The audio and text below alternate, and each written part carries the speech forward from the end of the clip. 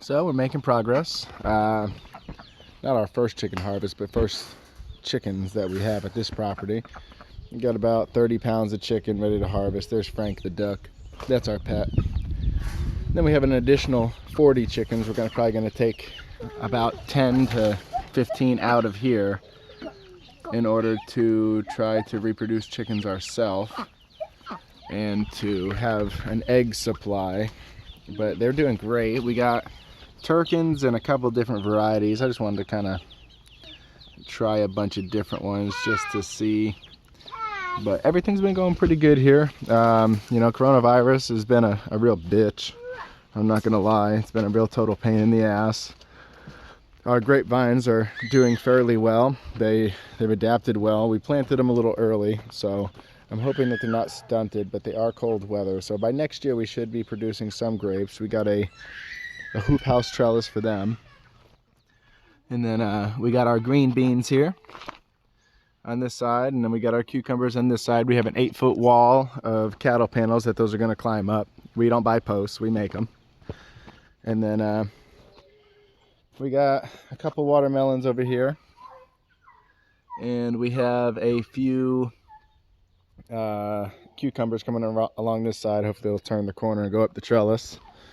And then I'm pretty happy with our garlic production. We have a lot of garlic and they're taking off really well. Garlic and onions. We're actually getting some fairly decent onion bulbs out of here. We can see them poking up out of the ground slightly. And then down one more layer, we actually had to make retaining walls yet again out of pine trees from the property. And our pine tree posts, yeah, we got some T-posts in there, but it's all right. We got our broccolis coming up really well all the way down, and we've made the soil. You can see on my last videos on how we made the soil.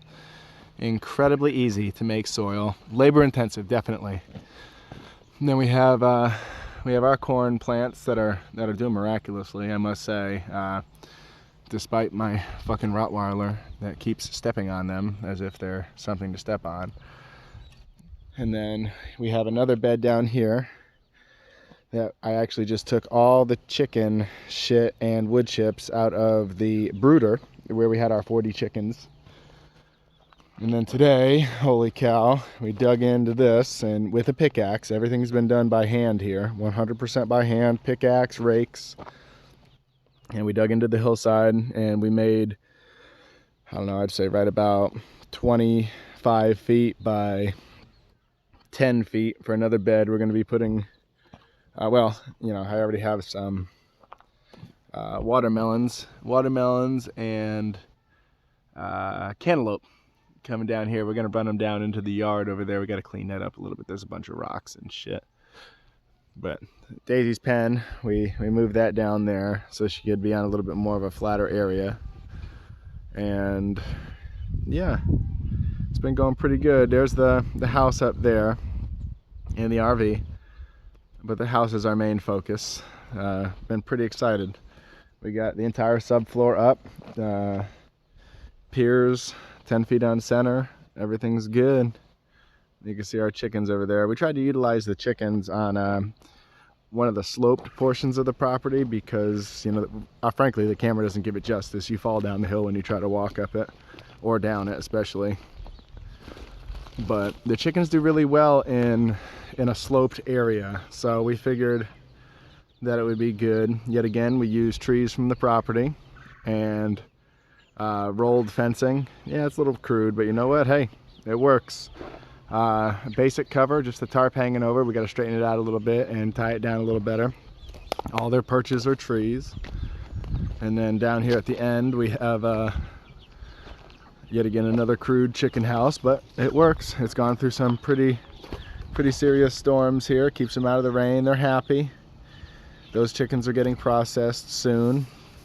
Hi, Zada. Whatever, girl. You chicken girl or chicken lady?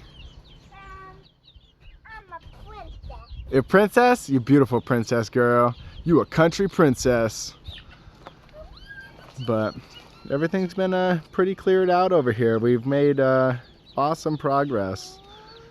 I'm very happy with everything. We're starting to actually grow some grass, which is awesome because it was just forest and a ridiculous amount of little rocks everywhere.